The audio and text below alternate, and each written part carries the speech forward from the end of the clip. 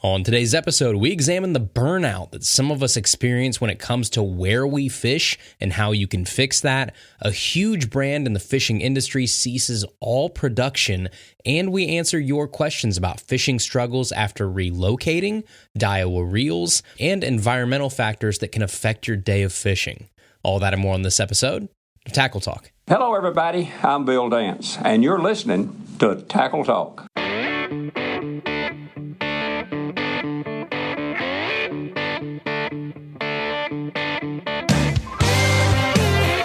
Welcome to the Tackle Talk Podcast, brought to you by American Legacy Fishing and Outdoors.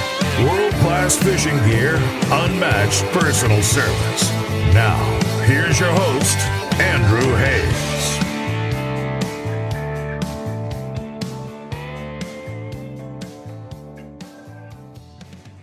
Hey everybody, welcome back to another episode of the Tackle Talk Podcast. As always, we are brought to you by American Legacy Fishing and Outdoors. And you guys know they are my favorite place to shop for brand new rods, reels, line, baits, anything that I need. But right now, they are actually running a sale you guys are going to want to pay attention to. Their Halloween sale is going on right now over on the website, where you can save 25% off all Dobbins rods, all Fenwick rods, and all used gear, just by using code PUMPKIN25 at checkout. That saves you 25% off two great rod brands and American Legacy Fishing's world-famous used gear section on their website. So all of that on sale right now through the Halloween sale. Use code PUMPKIN25. For everything else, you can use code TACKLETALK10.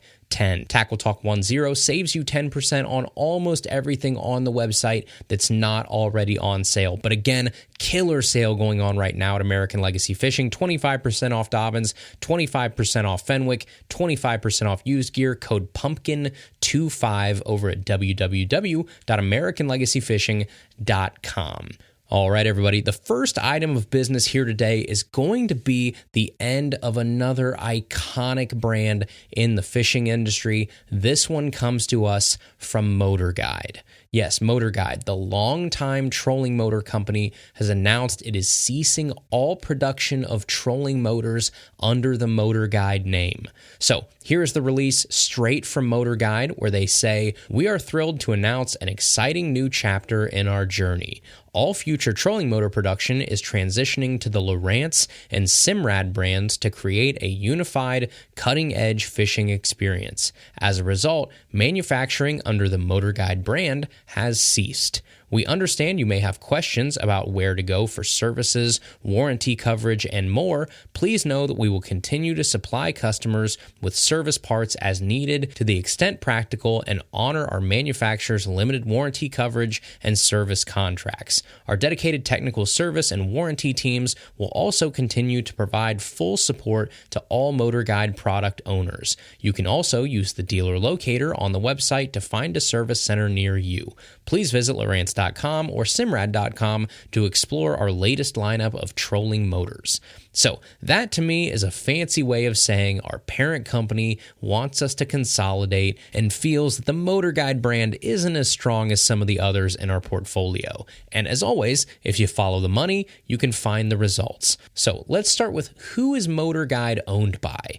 Well, in 2021, a group called the Brunswick Corporation purchased a company called Navico, which at the time owned Lowrance, Simrad, and Motor Guide, among some other brands as well. So these three companies have been intertwined for a long time, all owned by Navico, who then was bought more recently by this Brunswick Corporation. So, like we've seen in the past, when multiple brands are part of the same umbrella company and one brand starts to slip, they often either get absorbed or rebranded under the name of one of the other sister companies that has a stronger brand and a stronger image. And that could be what we're seeing here with Motor Guide. Motor Guide is kind of a stale, older brand. Lowrance has a little better image and a better brand in the bass fishing world, just like Simrad does in the saltwater world. So I'm not 100% sure what the future holds for Motor Guide, if there is one ever after this, but since there are already trolling motors under the Lowrance brand for bass fishing,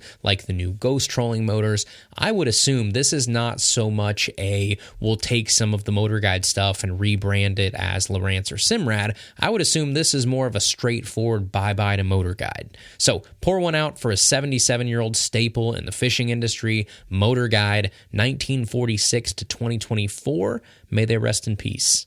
All right, next up here on the docket, we have some good news for you female anglers listening to the show, or you dads or brothers or friends of female anglers out there, as Bassmaster is not only continuing, but expanding their new Bassmast Her program in 2025. So straight from the press release here, it says BASS Female Angler Program to expand. 2024 saw Bass kickstart the Bassmast Her program, a new initiative with the goal of creating a space for female anglers at all levels to learn new fishing skills within a supportive community. BASS hosted workshops that ran concurrently with 3 Bassmaster Elite Series events across the 2024 season, and 2025 will see the program expand its offerings to create even more workshop opportunities across the country. The 2024 events were held in conjunction with the Elite Series tournaments at the St. Johns River in Florida, Wheeler Lake in Alabama, and the St. Lawrence River in Waddington, New York. The expanded list of 2025 Bassmast Her workshops includes the 2025 Bassmaster Classic in Fort Worth, Texas on March 22nd, Bassmaster Elite Series at Lake Hartwell in Anderson, South Carolina, April 26th, the Bassmaster Elite Series at the Sabine River in Orange, Texas on May 17th, ICAST in Orlando, Florida on July 17th, and the Bassmaster Elite Series at the Mississippi River in La Crosse, Wisconsin on August 23rd. Although gender does not determine how successful one can be on the water, it helps to have a like-minded support system for education, travel, inspiration, and ideation. Bassmast Her was created to build a passionate community for female anglers, inspire confidence when you make it to the water's edge, and to be a conduit for creating lifetime memories and friendships. Bassmast Her workshops are conducted by Bassmast Her ambassadors Anastasia Patterson, Christine Fisher, and Maggie Jo Carcello, along with fishing experts from the Bassmaster staff. Topics of the workshops will range from bass fishing fundamentals to casting for accuracy, getting familiar with a bass boat or kayak, bank fishing, and discussing industry and sponsorship opportunities. Attendees will also have the opportunity to network with other female anglers at the workshops. Virtual Bassmast Her workshop educational material, articles, and how-to pieces can be found at Bassmaster.com. Women interested in attending the workshops, telling their story, or asking fishing-related questions are encouraged to reach out to Bassmast Her on any of their social channels, including a private Facebook page for female anglers to network with each other and establish community, or email bassmasther@bassmaster.com. So that's great. I've said it a million times. We've had people like Christine on the show multiple times over the year to talk about it, about how frustrating it must be for female anglers because the fishing industry is pretty dude heavy, which means that a lot of the female content that gets promoted and blows up and gets all the likes and attention, a lot of times is the bikini girl on the deck of a boat holding a fish that someone else probably caught for her and pretending like it was hers for recognition, but it's not real fishing content. It's just like trash internet content for creeps pandering to the fishing community. So this program is led by 3 great role models for females that actually want to fish, that actually want to compete and learn and grow and are focused on the fishing and not being Instagram models pandering to anglers. So good on Bassmaster, good on Toyota for sponsoring this. This is something that I'm really glad they're continuing, and if you live in these areas, Texas, South Carolina, Florida, Wisconsin, there will be more workshops coming your way next year. All right, the next thing that I want to hit here today is going to be a little bit more of a big picture conversation versus some of the nitty gritty detail stuff that we focus on a lot of times. But after this past week, I just feel inclined to talk about this. So to any of you that are out there like me that pretty much fish the same area around your kind of home base 100% of the time, take the time and plan an out-of-state fishing trip. Do it. We put this on the New Year's resolution episode a couple years ago, and I did it that year, but then admittedly, I didn't do it again for like another 2 or 3 years. But this year, I've now been able to make it to 2 very quick out-of-state fishing trips with friends, and they are easily the most fun that I've had fishing in years. And I was actually on someone else's show a couple weeks ago. I think it was probably with Cam and Robert over at Faith and Fishing. Shout out to those boys. They do a great job. And we were talking about burnout on that show. And in the context of that episode, we were talking about burnout from this side of things, like content production, scheduling, time management, all that kind of stuff. And it is true that that contributes to a ton of burnout for people who are involved in this side of fishing. But what I didn't realize until I got away this past weekend is how much burnout I have when it comes to actually fishing the same bodies of water over and over and over again. When it comes to the water around here in my area, within probably, I don't know, like an hour, hour and a half, there isn't a lake that I haven't fished multiple times. There isn't a creek that I haven't waded. There isn't a single stretch of our 4 or 5 rivers that I don't have history on. And it just gets to a point where I don't know, I wouldn't call it boredom because boredom isn't the right term, but there's just this lack of adventurism that takes over. There's this apathy that just consumes you, and that sense of exploration is gone. There's no more secrets. There's nothing to chase. There's no unknowns. There's no bends in the river that I can go around and wonder what's coming up next, or the ability to find some hidden gem spot that you didn't already know about. And for me, fishing is equally about the success of the hunt and the adventure to get there. And we can have a lot of success because we have so much history on these bodies of water and so much practice and time patterning these fish. But with that comes this loss of the unknown. And that is what I've been missing lately. So I will get up and go fishing now around my area, and I'm just not even excited about where I'm about to go. I know exactly how the day's going to go. I'm going to load in the same spot that I've loaded the kayak 50 times before. I'm going to park my truck in the same parking spot. I'm going to make the same trip to the same points or laydowns or current seams or whatever. And it just starts to feel like Groundhog's Day over and over and over again. So this year, so far, I've been able to make it to 2 out-of-state fishing trips, and I've really maximized my time to even allow them to happen in the first place. And that's the first point that I want to make here with this conversation is even if you're busy, even if you don't have a lot of time, you can make an out-of-state fishing trip or a bucket list body of water happen. So for me, I did 2 out-of-state fishing trips using 1.5 vacation days total from work. And that's usually people's first hang up, I feel like, is I have to work. And I get that. I do too. I have to work a lot of hours. It's hard for me to get away from my job a lot of times. But for instance, this past year, I took a trip to New York in May. I went up to visit Bailey. We fished some really cool spots up in New York State. And I did that using half a vacation day to leave early on a Friday afternoon right before Memorial Day weekend. So I drove all that afternoon and evening. That got me there late Friday night. And then that left us all day Saturday, all day Sunday, and Monday morning to fish before I had to travel back home. So I got 2.5 days of fishing, pure fishing, not travel, just fishing, plus the 2 days of travel, all while using half a vacation day from work. That's how you do it in a smart way. And then this past weekend, I took 1 vacation day on Friday. So then I left Thursday after work, drove all the way to Pennsylvania through basically, the evening and felt like part of the night, right? I got there at like 2 a.m. or something. And I got to Pennsylvania, which left us all day Friday, all day Saturday, and Sunday morning that we could fish before we had to head back to Ohio. So using 1.5 vacation days in conjunction with a regular or a long weekend, if you get weekends off of your job, I understand not everybody gets that, is a great way to maximize your vacation time to get away from home, do a little bucket list fishing.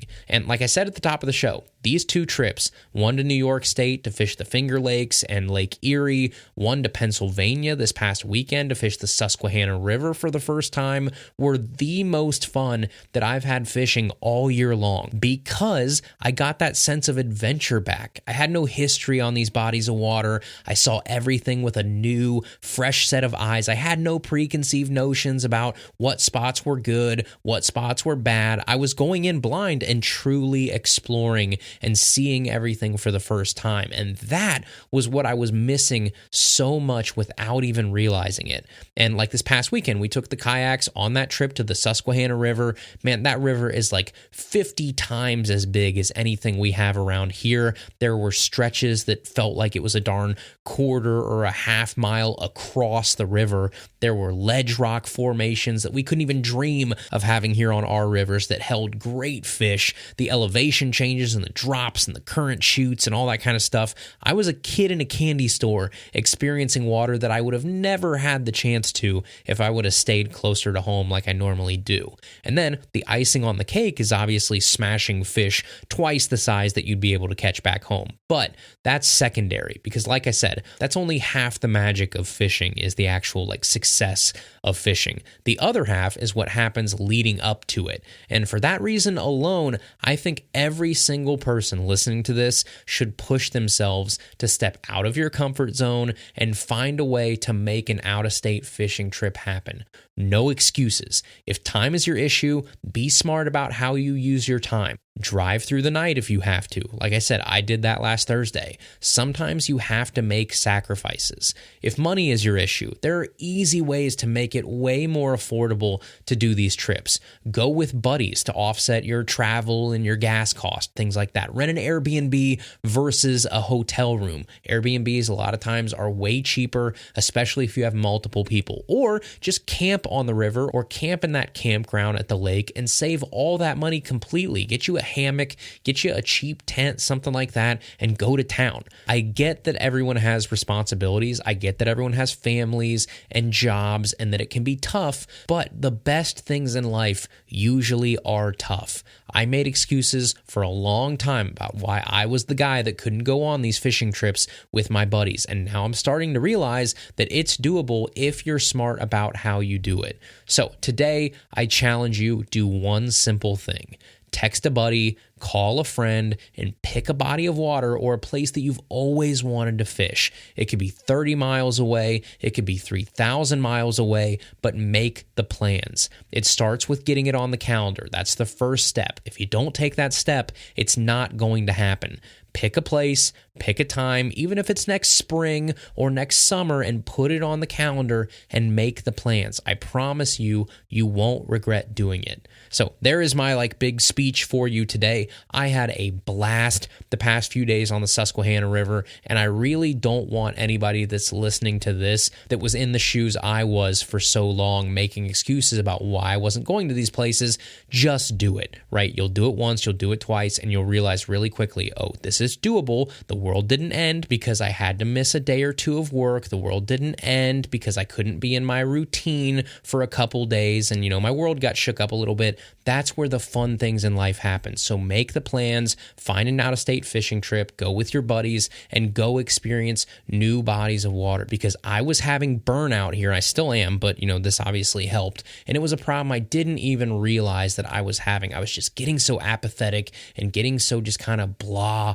with my fishing trips around here because you just get to a point where it feels like you're doing the same thing over and over and over again, and you have to break up that monotony with some of these cool trips. So again, I encourage you, text your buddies, get it on the calendar, make those fishing trips happen. All right, everybody, we'll get back to the episode here in just a second, but first we are brought to you in part by Dakota Lithium Batteries. And boys and girls, I put my Dakota Lithium batteries through the ringer this past weekend when we went to the Susquehanna River. I had to go upstream miles and miles in this heavy current, and that 24-volt, 60-amp-hour Dakota Lithium battery took my motor all the way there and back no issues all day long, and I still had a ton of battery left. I probably could have done this whole 3-day trip and that grueling abuse on that kayak motor and that battery probably all 3 days without charging this battery once. That's how great this battery is. If you are in the market for a kayak battery for a motor, I sincerely recommend that 24-volt 60 amp hour, and you never have to worry about it again. Dakota Lithium batteries, twice the power of traditional batteries at half the weight. They charge up to 5 times faster, last up to 4 times longer, 100% US-based customer support, and they come with an 11-year warranty, and we can save you money on them too. That's because you can use code TACKLETALK5, TACKLETALK, the number 5, at checkout at dakotalithium.com to save 5% off your battery purchase from Dakota Lithium. 12-volt, 24-volt, 36-volt, whatever you need, the boys at Dakota Lithium got you covered. Again, www.dakotalithim.com. Use code TACKLETALK5. All right, everybody, let's pivot gears here and let's open up the mailbag powered by Dakota Lithium. This is the Tackle Talk Podcast mailbag, powered by Dakota Lithium Batteries. Adventure awaits at dakotalithim.com. All right, the first question here is from Aaron. He says, "Hey Andrew, Aaron here. First off, love the podcast. I'm an over-the-road truck driver out of Missouri, and it's all I listen to during the day. I have a big issue that I'd love some help on. I grew up in northwest Georgia fishing lakes like Chickamauga, Nickajack, Gunnersville, etc. I'm also in a local intermediate level tournament circuit with my dad. I've always had great luck catching largemouth of decent size. My senior year, I moved to central Missouri, and boy did the fishing change drastically. I'm arguably catching bass in greater quantities, 13 in a day is my record, but it's much harder to get bigger fish above 3 pounds and sometimes anything at all. I mostly fish state conservation areas and private ponds, and I do have a boat, but I just haven't had time to work on it. Here recently, I just haven't had luck getting any more than 1 to 2 bass a day. I fish sun up to sundown if that makes a difference at all. Is it because of all of the people overfishing, or am I missing some sort of Midwest magic technique that could be a game changer? Thanks for the help. Lastly, wish me luck as I enter the tournament circuit again. Best wishes, Aaron." Hey, Aaron, unfortunately, welcome to the Midwest, my friend. My biggest tip for catching more and bigger bass would probably be move back to Gunnersville or Chickamauga or Nickajack. Because, I mean, good for you, right? First of all, you grew up in a great part of the country, amazing fisheries right around you, and now you live in central Missouri, and that's a little bit different. I mean, I guess the good news is, I don't know where in central Missouri, but I think you probably got to be close to like Lake of the Ozarks, I would guess. So if you're anywhere near there, first thing I'd be doing is fixing up that boat and fishing the heck out of the Lake of the Ozarks if I were you. But what you're experiencing right now, unfortunately, is just Midwest fishing. Success is relative around here. Unfortunately, here in the Midwest, our successful days and great days on the water just aren't going to measure up to somebody's in Georgia or Texas or Florida or places like that. You're just on a different scale here. And I say that as a die-hard Midwesterner. My whole life, born and raised, it's all I've known. That's why we talked about earlier, right? When we get to go on these out-of-town fishing trips, I'm in absolute heaven because we are going somewhere that is probably going to be way better in comparison than what I'm used to fishing. Almost anywhere we could go is going to be better than Central Ohio. So you're seeing a little bit of that right now too. And I think the biggest reason, or at least one of them, is pressure. You mentioned it, and I think you're probably right. I would bet that if you compare like active anglers to available volume of public water, I don't know what that metric is, but whatever that would be, the Midwest, especially places in the true central Midwest, like where we're at, I'm not talking like Minnesota and Wisconsin and places like that, like lower central Midwest probably has to have like the highest per capita angler pressure rates anywhere in the country. I mean, here in Ohio, we have people seemingly fishing every darn inch of available water at all times. I can walk across the street from my work after work tomorrow, and there will be 8 people down at the river fishing like a 50-yard stretch. It's nuts. So that's the fight that you're fighting, and I fight it around here too. Now, private ponds, like you mentioned earlier, can be a great way to get away from that constant pressure, but then it it depends on the specific pond, whether or not it's a healthy fishery with good forage, good bass, things like that. All private ponds are very different. So I would just say, unfortunately, your expectations of success are going to change a little bit when you go from somewhere like Gunnersville or Chick to central Missouri. Now, I know that's not the answer you wanted, I'm sure, but I think it's the truth. We all deal with it here too. It's just part of life around here. The Midwest is not the healthy big bass capital that you grew up in, unfortunately. But good luck on the tournament trail this year. The good news is wherever you're fishing, everybody else in your tournament is going to be fishing the same kind of crappy water as you are, so at least you're on the even playing field there. All right, the next question is from Justin, and he says, "Hey, Andrew, I love your style of the podcast. There's something about your show that keeps me engaged when most podcasts and audiobooks can't hold my attention for long. I really enjoy tuning in during my fishing excursions in southeastern Pennsylvania." Well, side note, I was just almost over in your neck of the woods last week, so I hope your fishing went as well as ours did. But he says here, "You've talked quite a bit about various fishing conditions in terms of season, spawn cycle, etc. But do you have any thoughts on other conditions such as barometric pressure, moon cycles, wind direction, rising or falling water, and so on? They say the best time to fish is when you have the time, but do you prefer to avoid any specific conditions?"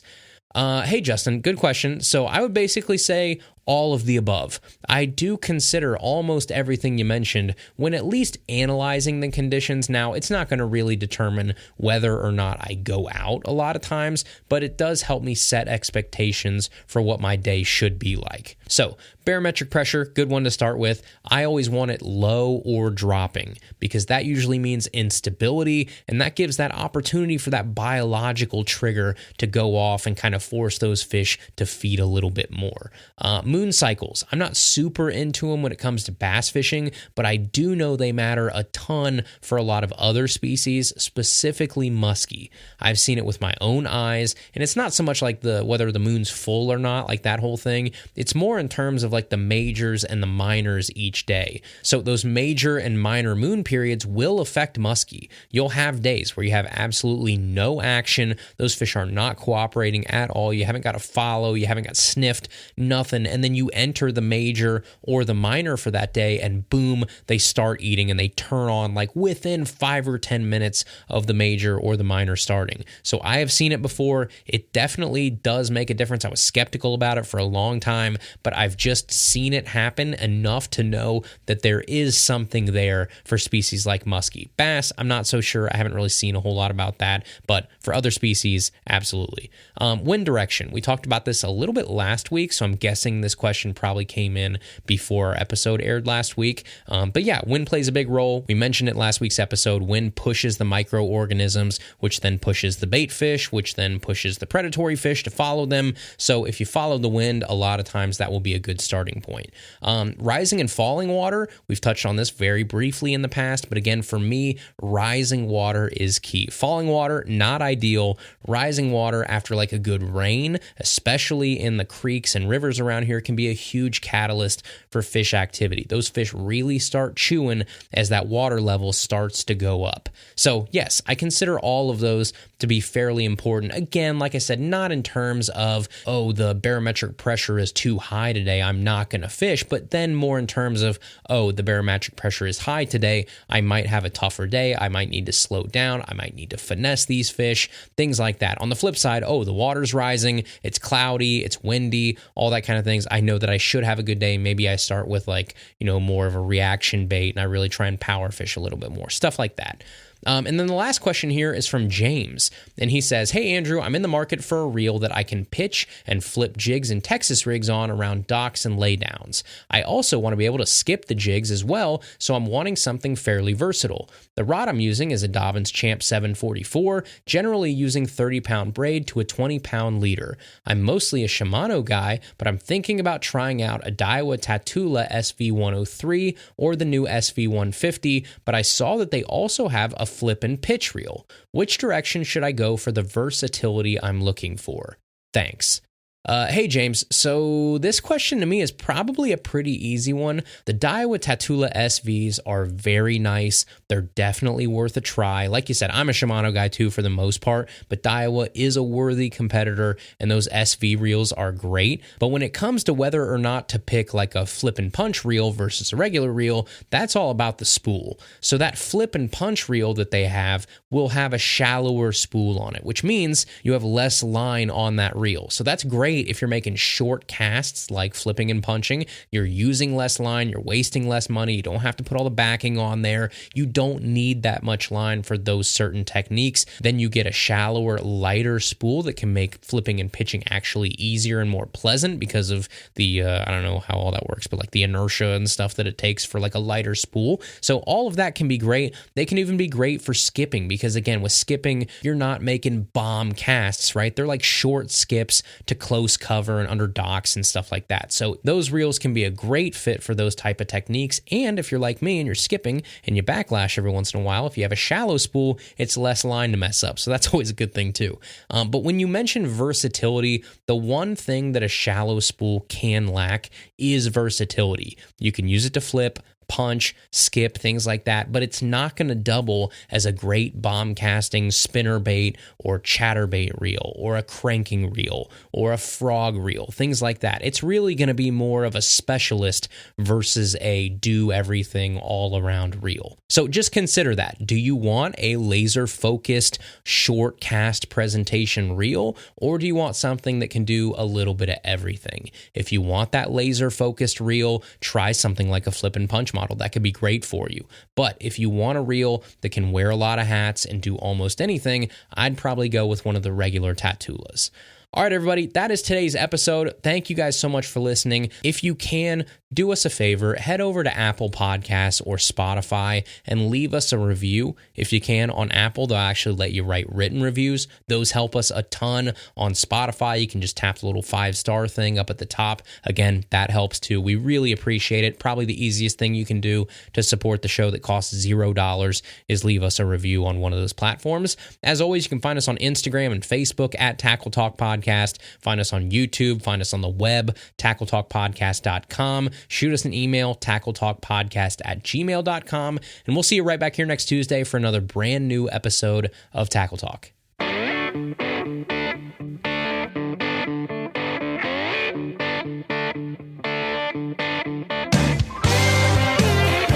Thank you for listening to the Tackle Talk Podcast. Tackle Talk is produced by Andrew Hayes. Copyright 2021. Please subscribe on Apple Podcasts, Spotify, or wherever you listen to podcasts.